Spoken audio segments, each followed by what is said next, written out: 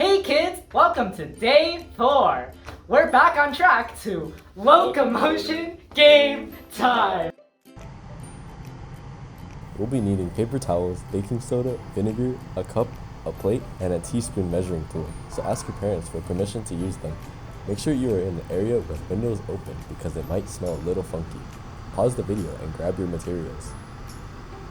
Have a bowl or cup and place 6 teaspoons of vinegar inside. Next, pour half a teaspoon of baking soda inside the cup.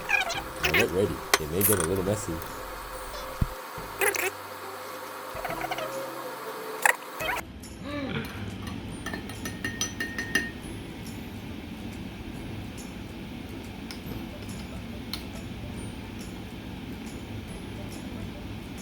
Wow, look at that train reaction.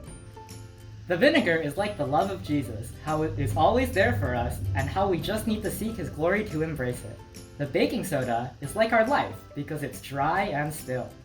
However, when we embrace the love of Jesus, we are turned anew, just like the fizzy chemical reaction.